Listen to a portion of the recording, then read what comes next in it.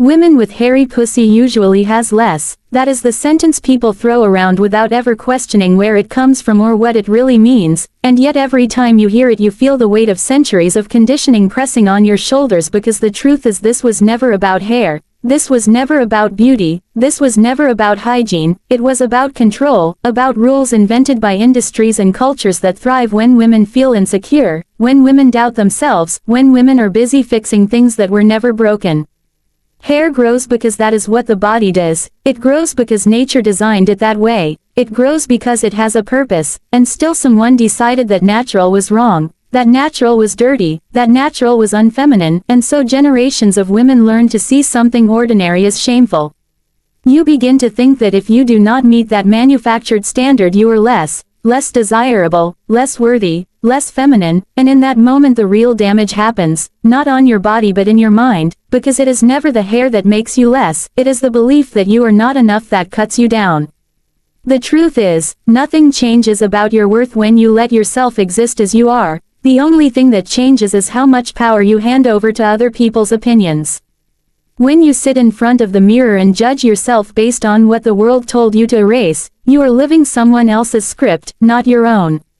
When you apologize in your head for your body, when you hesitate in intimacy, when you overthink in relationships because you wonder how you will be seen, you rob yourself of presence, of freedom, of connection, and that is where less really shows up, in the shrinking, in the silence, in the self-doubt.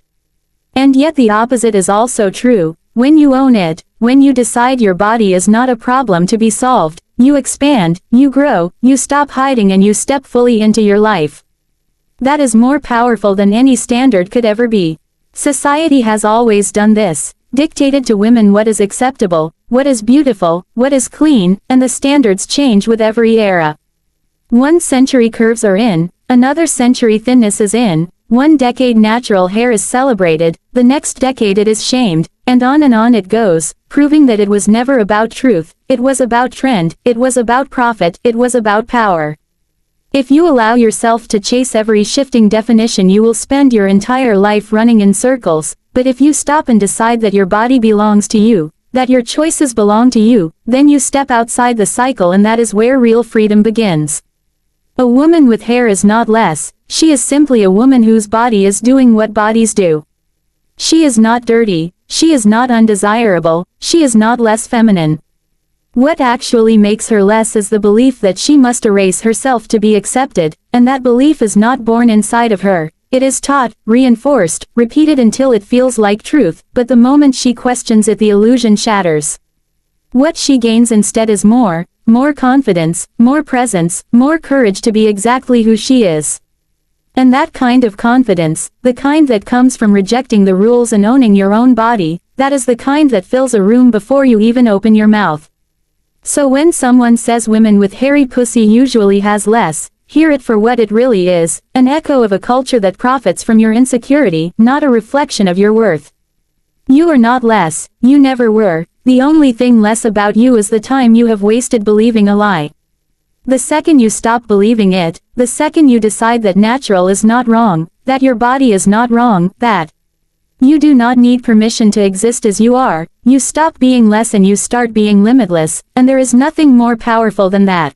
Women are taught to feel less because of natural body hair due to cultural conditioning, not truth, and the moment you pause to think about this, you realize how deep and invisible this conditioning runs. It is in advertisements, in movies, in magazines, in the quiet conversations between friends, in the jokes people make, in the offhand comments from partners, and all of it adds up to a message that says if you have hair you are less attractive, less feminine, less desirable, and yet this is not truth, this is training.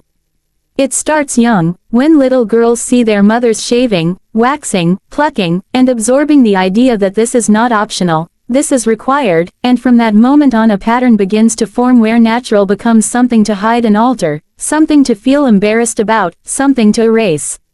The reality is that body hair is a normal function of the human body, it exists on every single adult, and in fact it carries biological purposes like protection, temperature regulation, and sensitivity, but cultural conditioning has managed to take something natural and twist it into something shameful.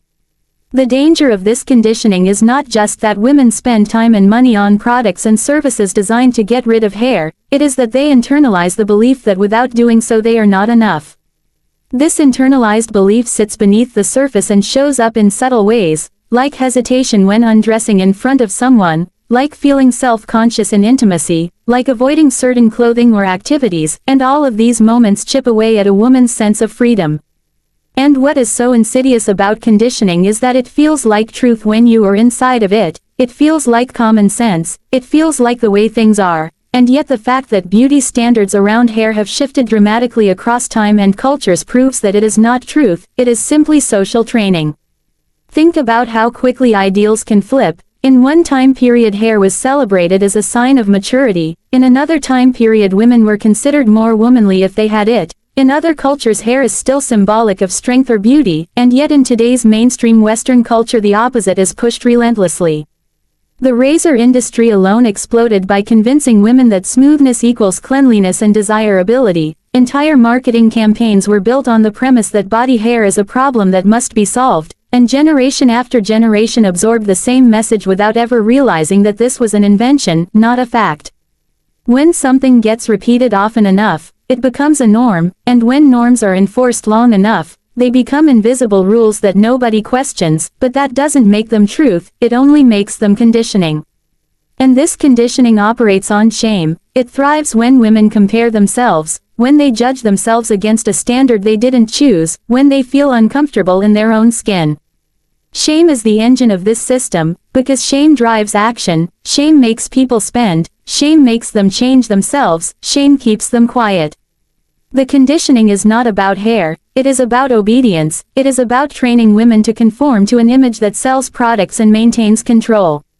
That is why so many women, even when they consciously know hair is natural, still feel that pull of discomfort when they do not remove it, because the conditioning is not just intellectual, it is emotional, it lives in the nervous system, it creates an instinctive feeling of wrongness even though nothing is wrong.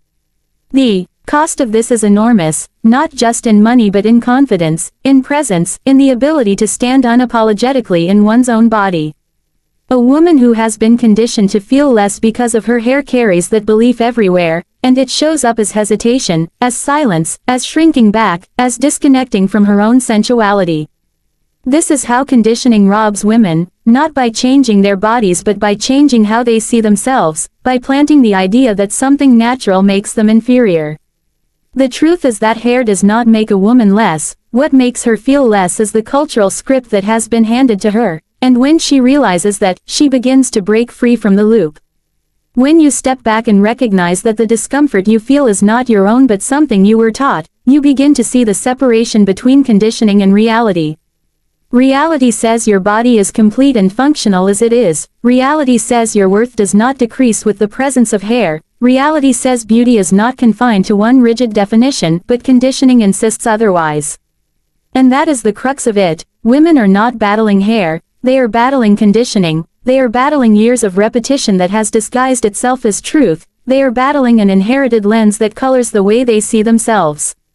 This keynote matters because it exposes the root of the problem, not the hair itself but the belief system around it, and once you see that the system is built on lies, on profit, on control, you can begin to reclaim your own perspective, you can begin to question, you can begin to peel back the layers and realize that what you thought was truth was never truth at all, it was cultural conditioning shaping you to believe you are less.